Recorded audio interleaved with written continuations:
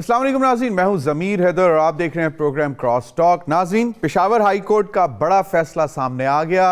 PTI का जो intra party election था उसके बाद जो इलेक्शन कमीशन का फैसला था कि बल्ले का निशान पीटीआई को नहीं मिलेगा, उस पर इलेक्शन कमीशन ने पेशावर हाई कोर्ट ने बाकायदा कह दिया था कि जी नहीं, वापस दिया जाएगा। फिर अपील की गई इलेक्शन कमीशन की जानिब से और आज जो है पेशावर हाई कोर्ट ने अपना फैसला जो है तब्दील कर दिया और जो हुक्म इम्तनाई था उसे वापस ले लिया। ये एक बहुत बड़ा धचका है क्योंकि सिंबल जो है वो किसी भी पार्टी के लिए बड़ा इंपॉर्टेंट होता है, ख़ास तौर पर पाकिस्तान जैसे मुल्क में जहां शायद पढ़े लिखे तो बहुत हैं लेकिन इतना पढ़े लिखे नहीं है कि वो सिर्फ नाम देखकर और नाम देखकर जो है वो वोट डाल दें।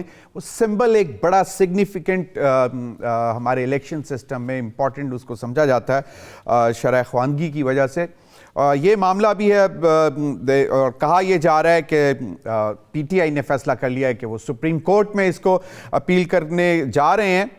देखते हैं उसमें क्या होगा। अब सुप्रीम कोर्ट से रजू करने का ऐलान भी कर दिया है, प्लान भी कोई तैयार है, वो भी अभी हमें नहीं मालूम। दूसरी जानिब पाकिस्तान मुस्लिम लीग नून ने बलोचिस्तान की सीटें आज अनाउंस कर दी हैं, जिसमें 16 नेशनल असम्बली और 42 प्रोविंशियल असम्बली की सीट्स हैं। उन्होंने इसाक डार साहब जो कि हेड हैं इस सारी जो इलेक्शन के हैं, उन्होंने बाकायदा तौर पर ट्वीट भी कर दिया और सबको मुबारकबाद भी दी और गुड लक भी कर दिया, गुड विश भी कर दी। तो वो भी मामलात हैं, लेकिन पीएमएलएन के साथ दूसरे दीगर मामलात भी चल रहे हैं। आईपीपी के हवाले से हमें इत्तला आई है कि शायद फैसलाबाद डिवीज़न के जो प्रेसिडेंट थे अजमल चीमा साहब जो आईपीपी के सदर थे फैसलाबाद के, उन्होंने शायद मुस्लिम लीग नून ज्वाइन कर ली है।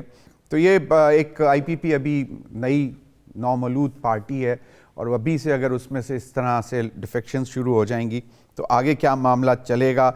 आज भी इतलात यही है कि पीएमएलएन ने मज़ीद बातचीत का सिलसिला जारी रखने का फ़ैसला किया है और कराची में जो बड़ी सीट है जहाँ पे मियाँ शहबाज शरीफ साहब भी लड़ रहे हैं, वहाँ पे भी एमक्यूएम के मुस्तफ़ा कमाल साहब भी पीछे हटने को तैयार नहीं है। तो अभी ये मामला चल रहे हैं।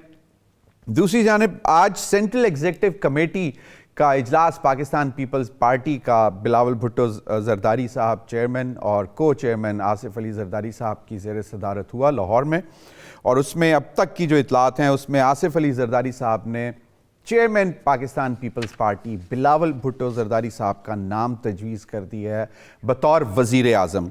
इन्हीं तमाम मामलात पर बात करेंगे। मेरे साथ सेनेटर बहरामंद तंगी साहब, सीनियर रहनुमा पाकिस्तान पीपल्स पार्टी। बहुत बहुत शुक्रिया तंगी साहब आपके वक्त का। मेजर रिटायर्ड खुर्रम हमीद रोकड़ी साहब, सीनियर रहनुमा आईपीपी इस्तेहकाम पाकिस्तान पार्टी। बहुत बहुत शुक्रिया आपके वक्त का भी। राना मुबशिर साहब, जर्नलिस्ट, एनालिस्ट, एंकर, बहुत बहुत शुक्रिया राना मुबशिर आपके वक्त का भी। मैं चाहूँगा कि सेनेटर बहरामंद तंगी साहब से शुरू किया जाए। सेनेटर साहब, पहले कुछ अर्सा पहले हम सुन रहे थे कि अभी तक जो इतलात आए हैं कि बिलावल भुट्टो साहब को वज़ीर आज़म के लिए नामज़द कर दिया है, प्रपोज़ किया है आसिफ अली जरदारी साहब ने नाम। कुछ अर्सा पहले ये नाम आ रहा था बतौर वज़ीर आज़म बिलावल साहब का। उसके बाद ये भी सुनने को मिला कि शायद अब भी नहीं, इस दफ़ा फिर किसी और को, अगर आप लोग पावर में आते हैं, आपके पास नंबर अच्छा आता है, तो किसी और को शायद वज़ीर आज़म बनाने का सोच रहे थे। तो अब ये एक दोबारा शिफ्ट आई है।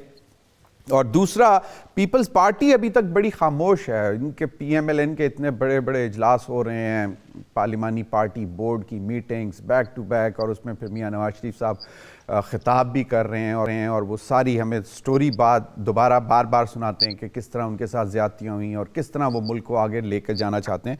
पीपल्स पार्टी से हमें अभी तक ऐसी कोई आवाज़ नहीं सुनाई दी।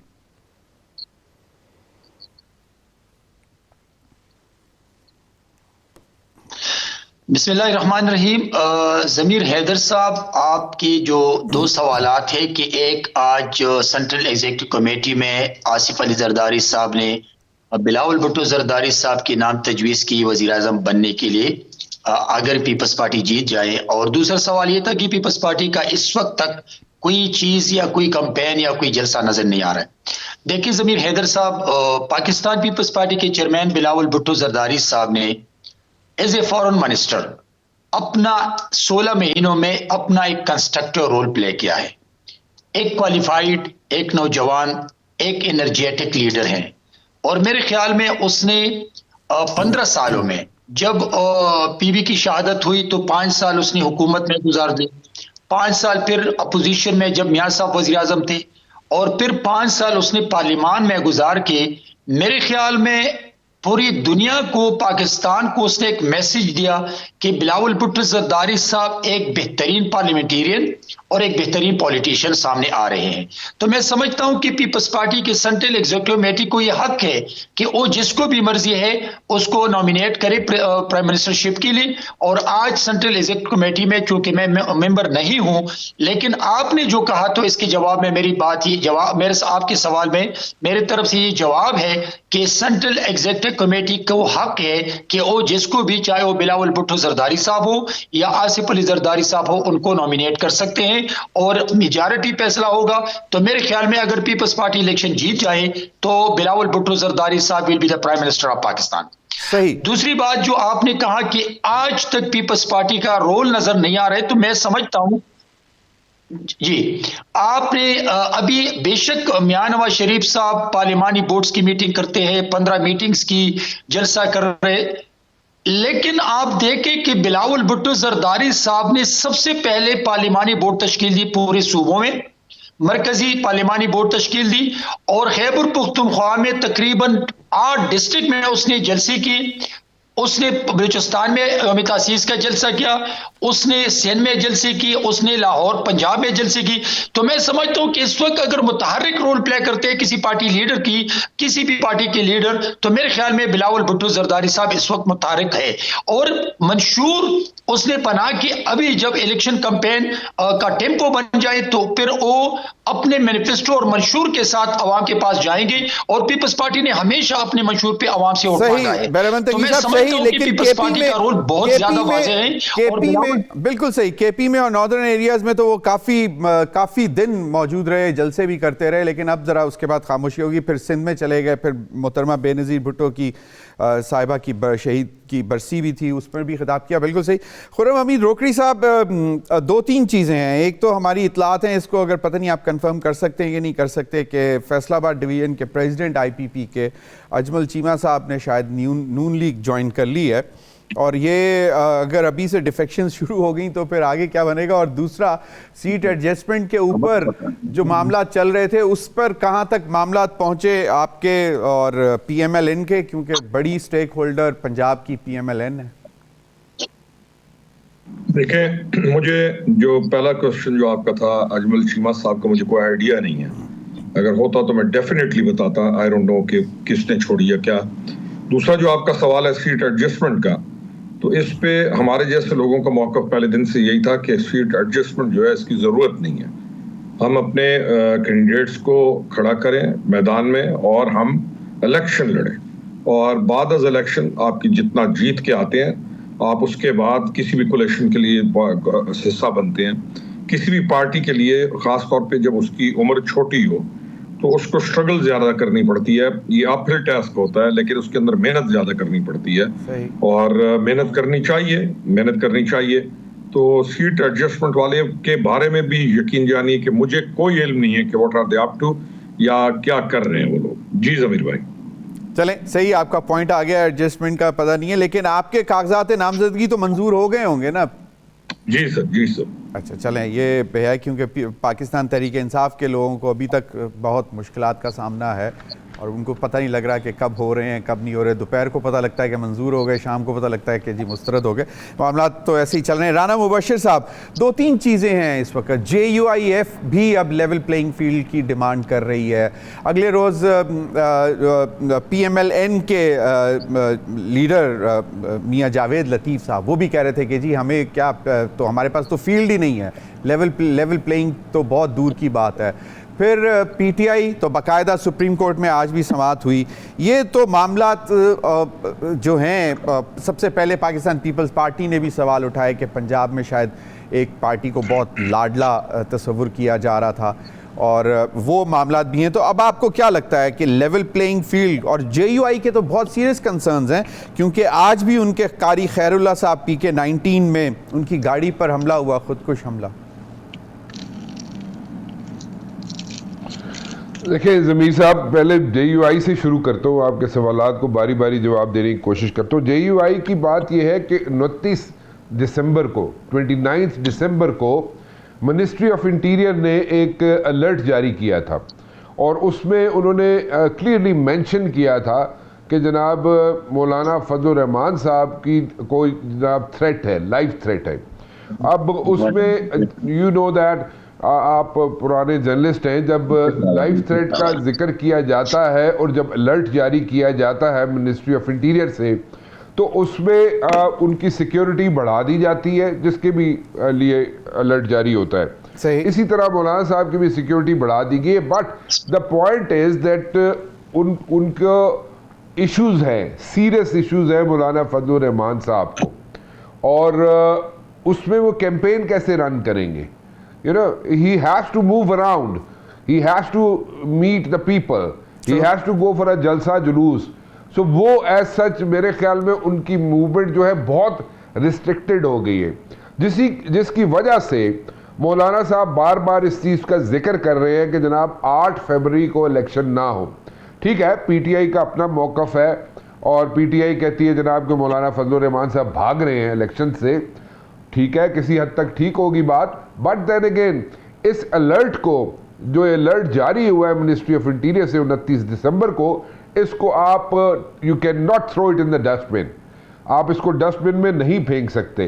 क्यों नहीं फेंक सकते? कि देखिए हमारी हिस्ट्री जो है, पॉलिटिकल हिस्ट्री, उसमें आपको भी पता है, सबको पता है कि यहाँ पे बहुत डैमेजेस हो चुके हैं, बहुत सी जानें जो है वो ज़ाया हो चुकी हैं।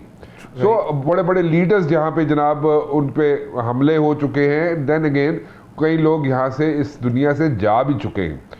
So we should not ignore that, number 1। Number 2, आपने बात की जनाब कि यहाँ पे जावेद लतीफ़ साहब कह रहे हैं कि जनाब उनके पास तो लेवल प्लेइंग फील्ड क्या, उनके पास तो फील्ड ही नहीं है। I don't agree with that. ठीक है, क्योंकि ये एक ठीक है पॉलिटिकल स्टेटमेंट हो सकती है जावेद लतीफ़ साहब की। जावेद लतीफ़ साहब उन्होंने रीजन, राना मुबशिर, उन्होंने रीजन कैंपेन चलाते। जावेद लतीफ़ साहब ने रीजन ये दी कि जी देखें 3 बारी के वजीर आजम और अभी भी उनके ऊपर नाअहली की तलवार लटक रही है, तो वो इस वजह से कह रहे हैं कि जी लेवल प्लेइंग फील्ड ही नहीं है। फिर एक दफा हमें ये भी आवाज सुनाई दी, मेरे ख्याल में उनके सेनेटर, वो कहते हैं कि जी वजीर आजम के कैंडिडेट भी नहीं है मियां नवाज शरीफ साहब। देखें वो वज़ीर आज़म के कैंडिडेट हैं या नहीं है, उसमें मैं बाद में बात करता हूँ, लेकिन लेवल प्लेइंग फील्ड की अगर मैं बात करूँ जो कह रहे हैं जावेद लतीफ़ साहब, तो उसमें देखें इससे ज़्यादा उनको एज नहीं मिल सकता। जहाँ पे नैब खुद जाके अदालतों में कह रही हो कि जनाब we don't have any issues, जो भी केसेस बने थे इन द पास्ट अगेंस्ट मियां नवाज शरीफ साहब, तो वो उनके पास लेवल प्लेइंग फील्ड तो है। वो ठीक है, पॉलिटिकल स्टेटमेंट जावेद लतीफ़ साहब दे सकते हैं, उनका राइट है, वो होता है, यू नो, स्पेशली जब इलेक्शन से पहले इस किस्म की बातें करना या यू नो अपने आप को ज़रा हम्बल तरीके से पेश करना, वो एक बनता है, सबका बनता है, वो अपने आप को लोगों के सामने ऐसे पेश करते हैं, और वो परसेप्शन जो बनी हुई है लाडले को, उसको भी डिफ्यूज़ करने के लिए जावेद लतीफ़ साहब की स्टेटमेंट जो है वो किसी हद तक काम आएगी। But then again people are going to buy this thing, मेरा नहीं ख्याल वो इसको एक्सेप्ट करेंगे या एडॉप्ट करेंगे। लेकिन वोट मियां नवाज शरीफ साहब का है, वोट मियां नवाज शरीफ साहब को मिलेगा, वो और किसी लीडर का मुस्लिम लीग नून में नहीं है। सो वो मियां साहब का ही वोट है, मियां साहब को ही वोट मिलना है। वो शहबाज शरीफ साहब को कहा जाए, ठीक है, वो उनके चाहने वाले होंगे, लेकिन मेन वोटर मियां मोहम्मद नवाज शरीफ साहब का ही है। अब पीपल्स पार्टी और PTI की आपने बात की, सबसे अहम जो बात है आज की, मैं वो आपके सामने ज़रूर रखना चाहूँगा।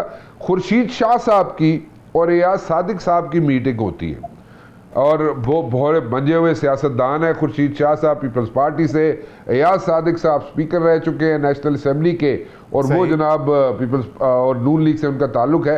ये जो मीटिंग है, दिस इज़ वेरी इंपॉर्टेंट, और स्पेशली उस वक्त जब जनाब पिच किया जाए जरदारी साहब की तरफ से अपने साहबजादे बिलावल को एज अ प्राइम मिनिस्टर का candidate. So this is very important. और सदरन पंजाब से जो सीटें हैं जिस पे बात की जा रही है और कहा यह जा रहा है इस वक्त, ये इनसाइडर्स की इंटेल है जो मैं शेयर कर रहा हूँ, कि जनाब वहाँ से सदरन पंजाब से को बड़ी बड़ी 5-6 नाम ऐसे हैं जो पीपल्स पार्टी को ज्वाइन कर सकते हैं एज सच। अब सदरन पंजाब में ये जो अगेन राना मुबशिर अगेन कोई आईपीपी में से तो नहीं है, क्योंकि जहांगीर खान तरीन बहुत बड़े साउथ पंजाब के लीडर हैं, आईपीपी के भी उन्हीं की है और उनके जहाज भी उड़ते हैं, उनकी रिश्तेदारियां, ताल्लुकदारियां, सियासी वाबस्तगियां, तो कोई बड़े नाम आईपीपी में से तो नहीं आ रहे दोबारा। नहीं, I don't know seriously, to be very honest over here, I don't have no clue कि कौन से लोग हैं, क्योंकि कहा यह जा रहा था कि शायद पीपल्स पार्टी और आईपीपी भी मुलाकात करेंगे, ये था एक सिलसिला। देखें, अभी तो अय्याज सादिक साहब और खुर्शीद शाह साहब की मुलाकात जो है उसको मैं कंफर्म कर रहा हूँ, ठीक है, और उसमें जो है वो बकौल पीपल्स पार्टी के जो आई वुड से कि डाई हार्ड लोग हैं या बहुत करीब हैं लीडरशिप के, उनके मुताबिक यहाँ पे जनाब 4-6 लोग ऐसे हैं जो बड़े लोग हैं जो उनको अपनी हलकों में से अभी भी बरादरी के नाम पे वोट मिलता है, विच इज़ वेरी इंपॉर्टेंट, क्योंकि आजकल के दौर में एक घर में वोट नहीं एक पार्टी को दिया जा सकता, 4 फैमिलीज रहती है, अगर एक घर में जॉइंट फैमिली सिस्टम है तो वो चारों फैमिलीज किसी ना किसी को अलग अलग डिविजन्स हैं, बिल्कुल। लेकिन ये बड़ी इंपॉर्टेंट चीज़ है कि जनाब 4-6 लोग मिले, बड़े लोग मिले, बड़े नाम मिले और वो कहें जनाब कि हम बरादरी के सिलसिले बरादरी को सामने रखते हुए या बरादरी वोट ले सकते हैं, राना वो पीपल्स पार्टी ज्वाइन करें, सही, that's going to be a really breakthrough. I agree. मैं सेनेटर बैरहमन तंगी साहब की तरफ जाना चाहूंगा, क्योंकि पहले भी कहा यह जाता है कि पाकिस्तान पीपल्स पार्टी को सबसे बड़ा नुकसान जो पंजाब में हुआ वो मुफाहमती पॉलिसी टुवर्ड्स PMLN, और 2008 के इंतखाबात के बाद फिर जो प्राइम मिनिस्टर उस वक्त के यूसुफ रज़ा गिलानी साहब, उन्होंने भी बहुत ज़्यादा फेवर्स दिए, फेवर्स क्या दिए, उनको बहुत इज्जत दी, इखलाकी तौर पर देनी भी बनती थी, लेकिन पाकिस्तान पीपल्स पार्टी के पंजाब के जो लोग थे वो डिस्टर्ब हुए इस चीज़ से और उन्होंने कहा कि जी हमने बहुत ग्राउंड लूज किया इस मुफाहमती पॉलिसी से। तो अगर दोबारा जिस तरह राना मुबशिर कह रहे हैं, अय्याज सादिक साहब और खुर्शीद शाह साहब मिल रहे हैं और फिर पंजाब में एक दफ़ा दोबारा, तो वो पीपल्स पार्टी का वोटर तो शायद पहले भी इस बात से नाराज़ हो गया था और जिस किस्म के लोग सामने आना शुरू हो गए थे, तो इस पर ये कोई फ़ायदा होगा इससे? और दूसरा ये कि आईपीपी के साथ तो शायद मुज़ाकरात या मामला तय हो सकते हैं, क्योंकि साउथ पंजाब में जहांगीर खान तरीन साहब की आईपीपी बनने के बाद शायद पीपल्स पार्टी को थोड़ा सा प्रॉब्लम हुई।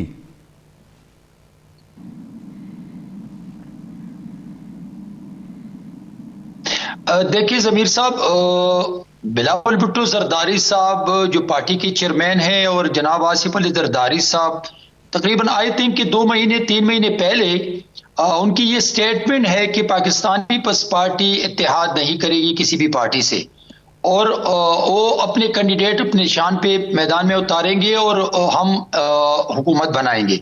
लेकिन मैं समझता हूं कि पीपल्स पार्टी ने हमेशा शहीद बीबी ने भी ऐसा किया था और जनाब आसिफ अली जरदारी साहब ने भी, कि जहां पर भी मुल्क में अच्छे पॉलिटिशियन हो, अच्छे पार्लियामेंटेरियन हो, वो उसकी मौजूदगी पार्लियामान के लिए नेक शुगून हो, तो पीपल्स पार्टी ने हमेशा उन्हीं लोगों को स्पेस दिया है, उनके लिए सीट छोड़ी थी। और शहीद बीबी ने, आपको याद होगा कि मौलाना फजल रहमान साहब के लिए, वली खान साहब के लिए, नवाबजादा नसरुल्लाह खान साहब के लिए इसलिए किया था कि वो पार्लियामान आके वहां पर एक कंस्ट्रक्टिव रोल प्ले करे। तो पीपल्स पार्टी हमेशा इस चीज पे यकीन रखती है। लेकिन जहां तक इत्तेहाद की बात है, तो अगर सीट एडजस्टमेंट किसी जगह पे जरूरी हो या वहां पर इत्तेहाद की बात हो, तो मैं समझता हूं कि अगर जमहूरी जमातें आपस में मिलकर हुकूमत से पहले इत्तेहाद करें या इलेक्शन से पहले इत्तेहाद करें या इलेक्शन के बाद हुकूमत इत्तेहाद करे, तो मैं समझता हूं, मेरी जाती राय ये है कि इलेक्शन से पहले जो इत्तेहाद है ये पार्टीज के लिए नुकसानदेह साबित होता है। लेकिन अगर पार्टी अपने सैंपल पे इलेक्शन लड़े, अपने कैंडिडेट्स को मैदान में उतारे, इससे पार्टी भी मजबूत होती है और बेशक इलेक्शन के बाद अगर हुकूमत इत्तेहाद हो तो ये मेरे ख्याल में मेरी जो राय है ये होना चाहिए। सही बिल्कुल। मुझे कहा जा रहा है वक्त हुआ एक ब्रेक का, ब्रेक के बाद हाजिर होंगे तो मजीद सियासी सूरत हाल का जायजा लेंगे और ख़ास तौर पर जो अब आईपीपी के हवाले से कि जी जब आई थी तो बहुत ज़ोर शोर था कि जी ये तो अब अगेन सेकंड किंग्स पार्टी और बड़ी ज़बरदस्त, तो उस पर भी बात करेंगे कि अब सूरत हाल क्या बन रही है ब्रेक के बाद।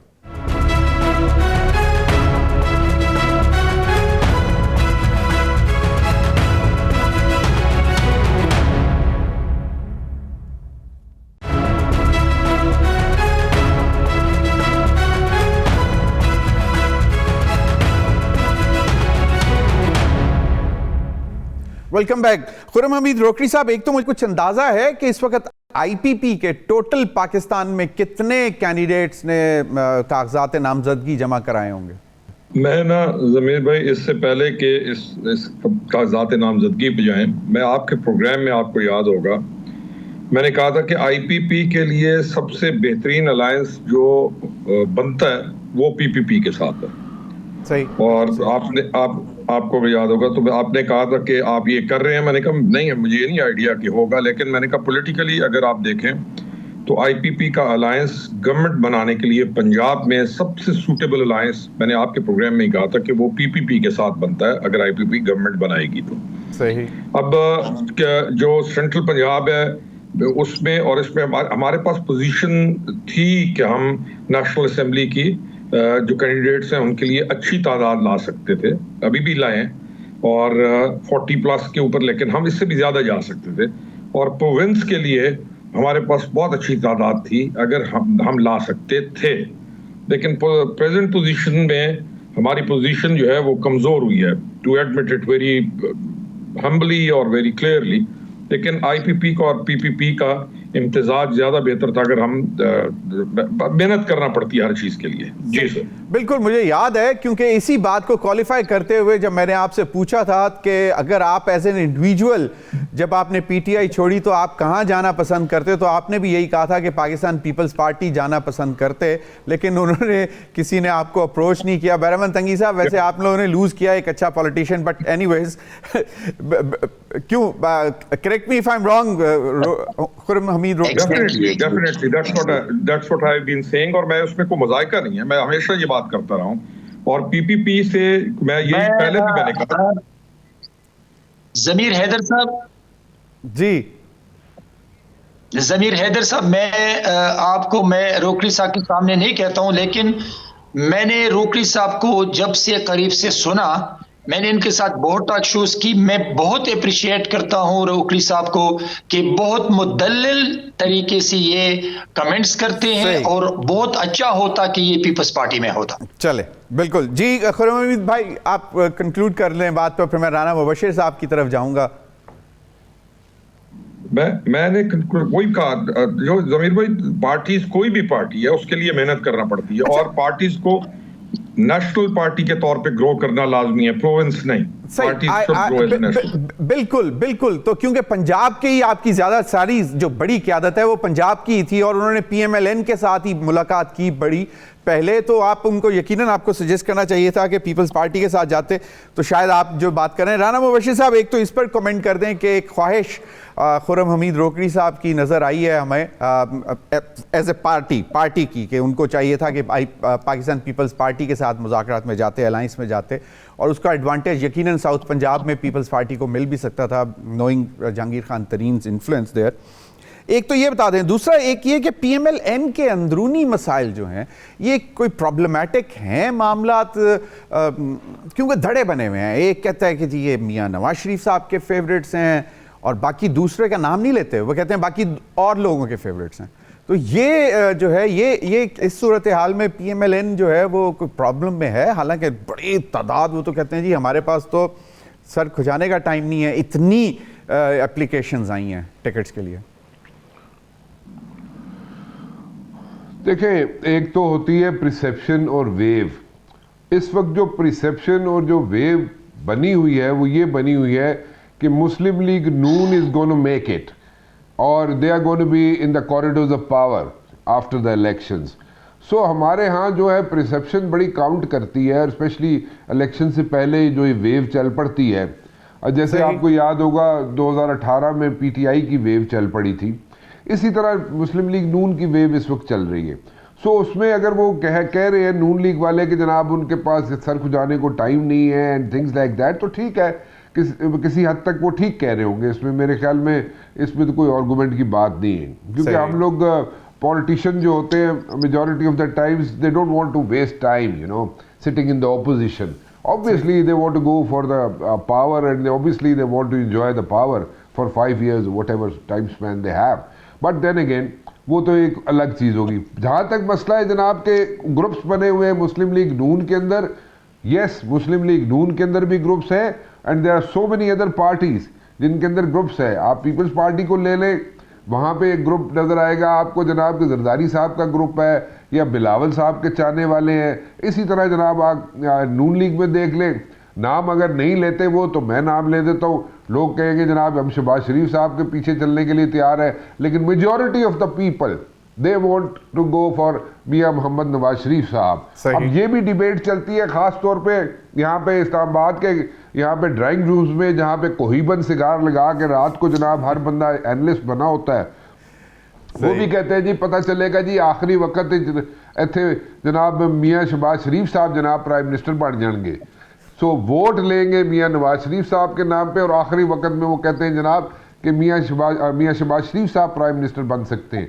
सो इस तरह की डिबेट चलती रहती है रात को, और यहाँ पे महफिलों में ये गुफ्तगू चलती रहती है कि लास्ट टाइम पे बिल्कुल आखिर में जाके जनाब शहबाज शरीफ साहब आगे प्राइम मिनिस्टर बन सकते हैं।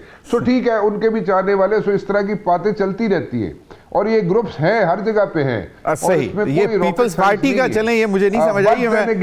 इससे चले वो भी बताइएगा। एक चीज मैं पिछले सेगमेंट में के अंदर भी हैं, बिल्कुल हैं। चलें, मैं पिछले सेगमेंट में आपसे एक क्वेश्चन करना चाहता था राना मुबशिर, आपने मतलब लेवल प्लेइंग फील्ड की बात की सर, वैसे कोई और लोगों में भी कोई खौफ फियर है कि यार चलो मतलब हम तो कन्विंस्ड हैं और मैं चाहता हूं और मतलब मेरा ऐन यकीन है कि 8 फरवरी को इंतखाबात होंगे, इसमें किसी भी किस्म की डिले जो है हम अफोर्ड ही नहीं कर सकते, लेकिन कहीं ना कहीं मौलाना फजल रहमान साहब के तो कंसर्न वैलिड हैं because of security and extreme weather, ठीक है, केपी और बलूचिस्तान में उनकी है। कोई और लोग भी हैं जो कहते हैं यार किसी तरह कुछ थोड़ा जा आगे हो जाए टाइम? कोई खौफ? गल दसो मनु, तुसी ये क्यों सोचते हो कि there is no second thought about this thing कि 8 फरवरी से आगे इंतखाबात नहीं होंगे? नहीं, आई एम कन्विंस्ड कि नहीं होंगे। नहीं, मैं इसलिए even if you're convinced, so you know to be very honest, so you need to understand, यहाँ पे एक हिस्ट्री है। हिस्ट्री ये है कि इंडिया में इलेक्शंस जो हैं हमारे इलेक्शंस के बाद होने हैं, ठीक है, और इलेक्शन से पहले ये 72 से लेके आज तक हिस्ट्री चली आ रही है, मतलब इस इलेक्शन में अभी नहीं, पीछे तक हिस्ट्री चलती आ रही है रेगुलरली। और वो हिस्ट्री ये है कि इंडिया के इलेक्शन से पहले पाकिस्तान में अंदर इंडिया कोई ना कोई एडवेंचरिज्म करता है। इट्स अ हिस्ट्री, मतलब इट्स वेरी मच देयर, हमने तो नहीं बनाई है हिस्ट्री, ये सामने इट्स ऑन द रिकॉर्ड, ठीक है। अच्छा, अगर यहाँ पे 8 फरवरी को जब हमारा वेस्टर्न बॉर्डर भी ईस्टर्न बॉर्डर भी इतना एक्सपोज्ड है, हमारी इंटरनल सिक्योरिटी के भी इश्यूज हैं, इतना बड़ा लीडर है जिसका नाम मौलाना फजल रहमान है, आप उसकी सियासत से इख्तलाफ कर सकते हैं लेकिन लीडर तो है ना, नो डाउट तो है, पीडीएम को हेड किया है जी, बिल्कुल। और उसके अगर वो 8 फरवरी से आगे अगर इलेक्शंस हो जाते हैं और सेनेट के इलेक्शन से पहले या 8 फरवरी के बाद हो जाते हैं, तो what's wrong with it? नहीं, of course there is nothing wrong in it. I know heavens won't fall, but the thing is that कि हमारे चीफ जस्टिस साहब ने तो मतलब वो तो कहती हैं कि पत्थर पे लकीर है ना, सो पत्थर पे लकीर मैंने आज तक शायद मिटती हुई देखी नहीं है, but that would be chief justice साहब की बातें सर आंखों पे, चीफ जस्टिस साहब काबिल एहतराम हैं, मोहतरम हैं, ऑनरेबल हैं, बट देन अगेन अगर आपके सिक्योरिटी के इश्यूज खुदा ना खास्ता यहाँ पे Rana correct me if I M, अगर आपको थोड़ा बहुत आगे पीछे करना पड़े तो Rana Mubashir correct me if I am wrong quickly, तो मैं फिर आगे बढ़ूंगा कि आपका मतलब है कि this is only purely security reasons, कोई और खौफ के यार नहीं हो, हाले भी बहुत तकड़े ने इसलिए जरा थोड़ा और टाइम चाहिए, वो नहीं है। चलें ठीक है। नहीं, देखिए एक बात सुने तो भी, देखिए इस वक्त जो है अगर ये कहा जाए कि पीटीआई का वोटर सपोर्टर नहीं है या उनका जोर नहीं है तो वो गलत होगा, चलें वो बिल्कुल और सही ये है। कहा जाए कि वो उनका जोर टूट जाएगा बाद में तो बाद में करा लेंगे इलेक्शन, नहीं ऐसा नहीं है। ठीक, बिल्कुल, चलें आई स्टैंड करेक्टेड, बिल्कुल सही है। खुर्रम हमीद रोकड़ी साहब, आप हमेशा कहते होते हैं कि अब जो भी इलेक्शन जीत कर आए आगे आए उन लोगों को चाहिए कि कम से कम सिर्फ अब मुल्क के लिए सोचें। ये जो एक दूसरे के खिलाफ जाने की और टांगें खींचने की और मतलब बुरा भला कहने की इस सियासत को छोड़ के मुल्क की तरफ चलना चाहिए। कोई नेशनल यूनिटी गवर्नमेंट आपको लगता है कि मतलब would there be a national unity government? Rokri sahab. Possible है। आप मैं कल भी एक जगह पे यही चेक था, पॉसिबल है, क्योंकि आपका जो इलेक्शन होना है उसमें क्लियर मेजॉरिटी के साथ को आता नहीं है, तो बड़े दिल करने पड़ेंगे पार्टीज को। पॉसिबल है ये, इसको डिनाई नहीं किया जा सकता। ये पॉसिबिलिटी हो सकती है ज़मीर भाई। जो राना मुबशिर ने कहा कि खुर्शीद शाह की और अयाज सादिक की मुलाकात, this is a preamble towards that national unity government, do you see that? नहीं, मैं अब इन दोनों की मुलाकात पे तो नहीं कोई कैसा मतलब कह सकता। ग्राउंड्स बनाने पड़ते हैं ना जी, मतलब इलेक्शन से पहले भी और फिर इलेक्शन के फौरन बाद भी, ताकि सबको इकट्ठे लेकर चलें। ये पता नहीं, आई डोंट नो क्या डायलॉग होगा उनका, लेकिन जो आपका पहला क्वेश्चन है कि क्या ये पॉसिबिलिटीज की है, तो इसकी पॉसिबिलिटी नजर आ रही है। अच्छा, एक और चीज है जी, हमें करना ये चाहिए कि जो हमारी मिनिस्ट्रीज हैं उनके ऊपर हम बेस्ट ऑफ द बेस्ट लोगों को लेके आए, और जैसी इलेक्शन हो थोड़ी अरसे के बाद, नॉट ज्यादा, थोड़े महीनों के बाद चाहे आप जो लोकल गवर्नमेंट सिस्टम है उसको असल सूरत में बहाल कर दें, और डिसेंट्रलाइजेशन ऑफ कमांड और डिसेंट्रलाइजेशन कमांड, इस चीज को देखते हुए उनको पावर दें कि लोगों को रिलीफ दें वहां पर, और मुआशी तरक्की का सफर जारी करें पार्लियामान के साथ मिलकर। ये है एक बड़ा सादा सा नुस्खा जिसको हमें अडॉप्ट करना चाहिए। सही। जी ज़मीर जी, बिल्कुल। बैरहमान तंगी साहब, पाकिस्तान पीपल्स पार्टी और टेक्निकली पीटीआई मतलब ज्यादा वोकल हैं कि जी नथिंग डूइंग, 8 फरवरी से 1 मिनट भी आगे नहीं, जो अभी तक है। मौलाना फजलुर रहमान के साथ बड़े अच्छे पीपल्स पार्टी के ताल्लुकात, और जो अभी उनके साहबजादे का वलीमा हुआ उसमें जरदारी साहब भी गए और पीएमएलएन के कोई नहीं गए, वो एक अलग एक डिबेट है। सेनेटर हमदुल्ला के ऊपर जब अटैक हुआ तो तब भी उन पीएमएलएन के लोगों ने कोई उनकी इयादत के लिए नहीं गए, बिलावल साहब गए। अब आपको क्या लगता है कि वाकई हालात इतने ख़राब हैं, जिस तरह आपके भी एक सेनेटर, आपके भी मेंबर हैं जनरल रिटायर्ड कादिर बलोच साहब, उनका भी ये ख्याल था कि यार बलूचिस्तान और केपी के कुछ हलकों में मौखर किए जा सकते हैं इंतखाबात, तो वो एक ऑप्शन हो सकती है?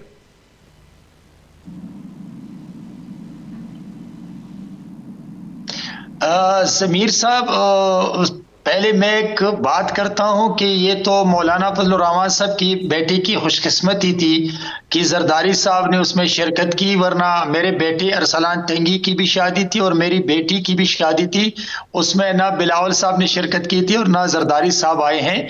लेकिन ये तो किस्मत की बात होती है कि बड़े जब छोटों की या वर्कर्स की फैमिली की नहीं, मैं वैसी बात करता हूं। तो ये तो खुशकिस्मती है कि लीडरशिप कहां जाती है, कहां खुशियां महसूस करते हैं। लेकिन जहां तक आपने बात की है कि मौलाना फजलुर रहमान साहब की जो कंसर्न है, सिक्योरिटी कंसर्न है, मैं समझता हूं कि शहीद बीबी को जब 2007 में शहीद किया गया तो बहुत दर्द मिला था पाकिस्तानियों को, 24 करोड़ आवाम को, और सिर्फ नॉट पीपल्स पार्टी के वर्कर्स को। लेकिन उस वक्त भी अगर आपको याद है ज़मीर हैदर साहब तो मियां साहब ने बाइकाट किया था इलेक्शन से, लेकिन जनाब आसिफ अली जरदारी साहब ने उनको कन्विंस किया कि नहीं, जिनका मकसद था कि जमहूरियत नाकाम हो और मतलब कि जमहूरियत को नुकसान पहुंचे, पाकिस्तान को नुकसान पहुंचे, तो उसने उसको कन्विंस करके उसने इंतखाबात में वापस आने का फैसला किया और उसके नतीजे में उसको पंजाब की हुकूमत मिली। अभी भी हम नहीं चाहते कि किसी लीडर पे हमला हो, अल्लाह न करे, मतलब कि किसी को नुकसान पहुंचे, उसको जिंदगी को खतरा हो। लेकिन क्या ये मुमकिन है कि 8 फरवरी के बाद 2 महीने या 3 महीने बाद अगर इलेक्शन की अनाउंसमेंट हो जाए तो उन्हीं दिनों में सिक्योरिटी जो है उसकी जो श्योरिटी है वो कौन देगा? मैं समझता हूं कि ये तब मुमकिन है कि पाकिस्तान से दहशतगर्दी खत्म हो जाए या कम हो जाए। ये तब मुमकिन है जब हमारी सियासी जमातें मिलकर एक पिच पे आ जाएं और हम अपने सिक्योरिटी इंस्टीट्यूशंस के साथ अपाजी पाकिस्तान के साथ, आईएसआई के साथ मिलकर इन दहशतगर्दी का मुकाबला करें। वो तो हुकूमत में आने के बाद होगा। दहशतगर्दी का रोना रोते हैं, दूसरी तरफ हम अपने सिक्योरिटी इदारों के साथ ताउन नहीं करते हैं। सही। मैं समझता हूं कि ये तब मुमकिन है जब हम बराबरी की बुनियाद पर सही माहौल में हम इलेक्शन के लिए जाना चाहते हैं, तो हमें चाहिए तमाम पॉलिटिकल जमातें इदारों के साथ मिलकर अमन और अमान के लिए इक़दाम उठाएं, तो इंशाल्लाह फिर ऐसे मौके आ नहीं सकते हैं। लेकिन अगर हम किसी के साथ मिलते हैं हमारे ऊपर लेबल लगते हैं, अगर हम किसी के साथ मीटिंग करते हैं हमारे ऊपर लेबल लगते हैं, तो मैं समझता हूं कि जब हम इदारों को सियासी जमातों से अलग करते हैं तो फिर पाकिस्तान में अमन कैसे आएगा? ये इदारे तो पाकिस्तान के हैं, इन इदारों में जो अवाम है, जो अपाजी पाकिस्तान है, वो तो मेरे कोच है, मेरे बच्चे हैं। नहीं, इसमें कोई दो राय नहीं है। मैं समझता हूं कि हम अगर पाकिस्तान को सही।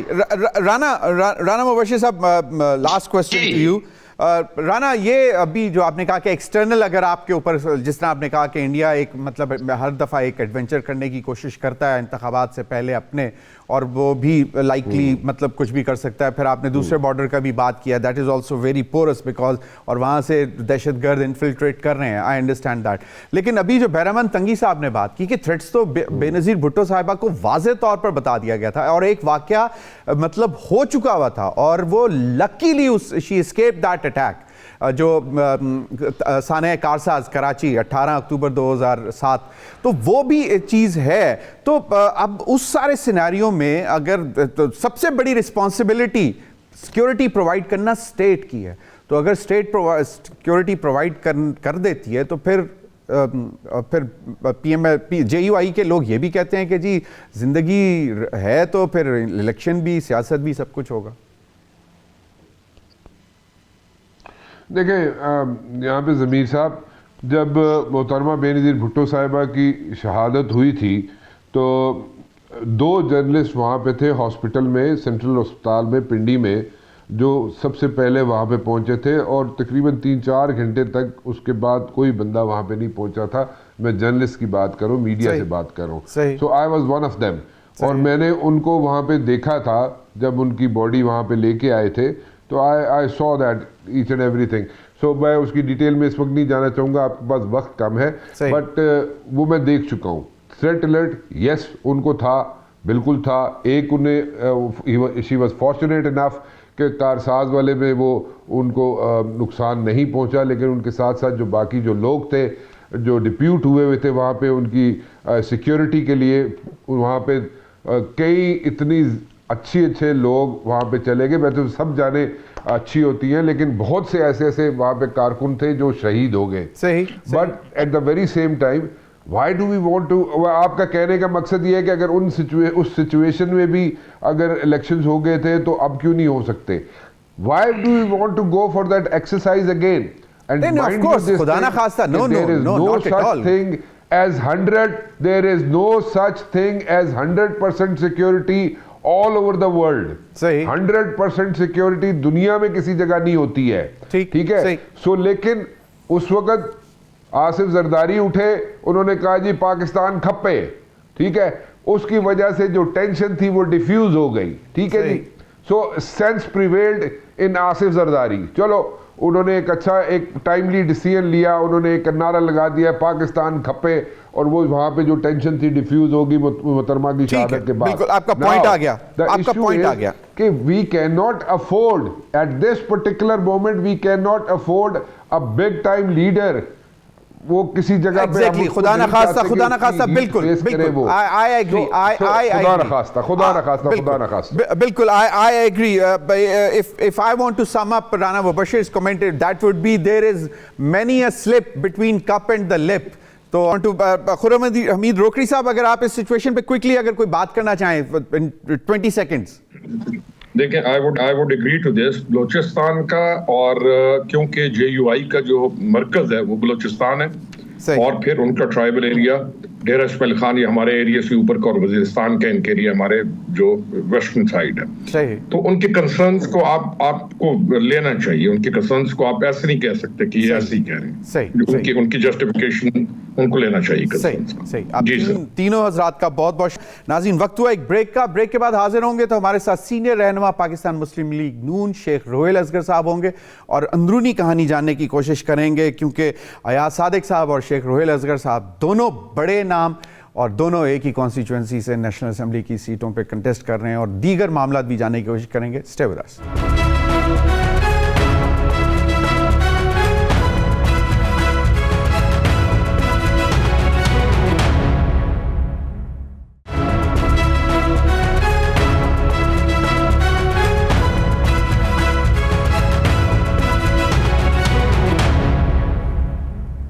Welcome back. शेख रोहेल असगर साहब हमारे साथ मौजूद हैं। शेख साहब, एक चीज़ मैं जानना चाहूँगा कि आप वाहिद वो सियासतदान हैं जिन्होंने उस वक्त मेरे ही प्रोग्राम में कहा था कि भाई हमें किसी से डरना या खौफ नहीं है, चाहे किसी के पास कोई भी निशान हो, हम इंतखाबात लड़ने के लिए तैयार हैं, कोई खौफ नहीं होना चाहिए।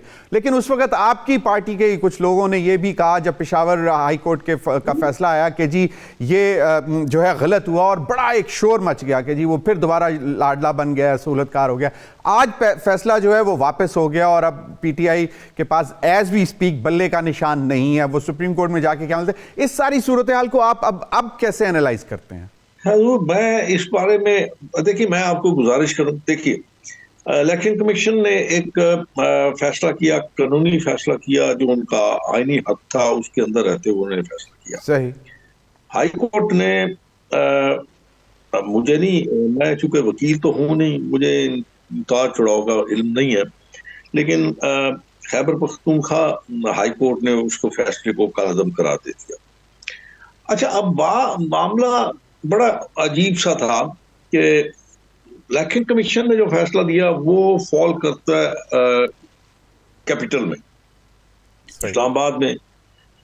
चूंकि ये वाकया जो हुआ था ये हुआ था KPK में, तो या मेरी समझ से बात आता रहे कि आपका मेन हेडक्वार्टर जो था PTI का वो तो था इस्लामाबाद में। सही। तो आपने KPK में जाके ये जो इंटर पार्टी इलेक्शंस करवाए थे उसकी मंतक क्या थी? चलिए ये भी मान लेते हैं, कोई ना कोई मंतक होगी, आपने करवा दिए। हाई कोर्ट ने फैसला दे दिया, वो PTI के हक में दे दिया फैसला। अब PTI के जो थे वकला हजरात वो बहुत पुरुमीद थे इस बात पे कि ये जो फैसला है ये रिटेन करेंगे आगमी अदालत भी। लेकिन इत्तेफाक से जो अदलिया थी उन्होंने समझा कि ये जो फैसला किया गया था इलेक्शन कमीशन का, वो फैसला बिल्कुल आईनी और कानून के दरमियान रहते हुआ था। और सारे वकीलों ने अपने अपने दलाइल दिए होंगे। उसके बाद ये मेरा नहीं ख्याल कि मतलब इसमें अगर उनको पहले ही सोचना चाहिए था ना, ये बातें तो पहले सोचने वाली होती है ना कि आपने जो आपके मैनिफेस्टो में है, जो कानून में है, आपने। बिल्कुल सही शेख साहब, लेकिन एक bail me out over here के मतलब जितने भी इंट्रा पार्टी इलेक्शंस हुए हैं, अगर इनके आप निटी ग्रिटीज में जाएं तो शायद कहीं पे भी किसी जमात में भी उस तरह के इंट्रा पार्टी इलेक्शंस नहीं देखने को मिलते जो बेसिकली इलेक्शन कमीशन की रिक्वायरमेंट है। उस डिबेट में हम नहीं जाते, लेकिन चलें, बिल्कुल आपने जो कहा कि डोमेन इलेक्शन कमीशन की थी और उसका फैसला फिर आप अल्टीमेटली पेशावर हाई कोर्ट को जो है अपील करना पड़ा, बिल्कुल सही है।